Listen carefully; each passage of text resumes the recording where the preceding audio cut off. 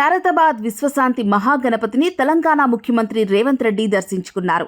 ఈ మేరకు ఉత్సవ కమిటీ సభ్యులతో పాటు జిల్లా ఇన్ఛార్జ్ మంత్రి పొన్నం ప్రభాకర్, స్థానిక ఎమ్మెల్యే దానం నాగేందర్ ఆయనకు ఘనస్వాగతం పలికారు.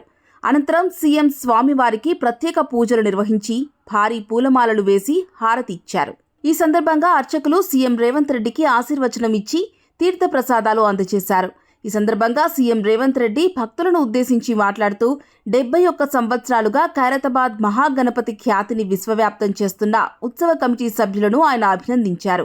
69 అడుగుల గణపతిని ప్రతిష్ఠించడం ఆషామాషీ వ్యవహారం కాదని అన్నారు. ఒక కార్యక్రమాన్ని ఒక్కరోజు చేయడమే తలకు మించిన భారమని, కానీ అంతటి మహత్కార్యాన్ని భుజాలపై వేసుకున్న ప్రతి ఒక్కరిని మనస్ఫూర్తిగా అభినందిస్తున్నానని అన్నారు. నగరంలో ఎన్ని పెద్ద విగ్రహాలు ప్రతిష్ఠించినా ఖైరతాబాద్ మహాగణపతికి ఉన్న క్రేజే వేరని అన్నారు. ఈ సందర్భంగా నగరంలో 1,40,000 విగ్రహాలు ప్రతిష్ఠించుకున్నామని తెలిపారు. దేశంలో ఎక్కడా లేని విధంగా వినాయక విగ్రహ మండపాలకు తొలిసారి ఉచిత విద్యుత్ ఇచ్చిన ఘనత తమకే దక్కుతుందని పేర్కొన్నారు. భక్తుల మనోభావాలను గౌరవిస్తూ ప్రభుత్వం వ్యవహరిస్తోందని తెలిపారు.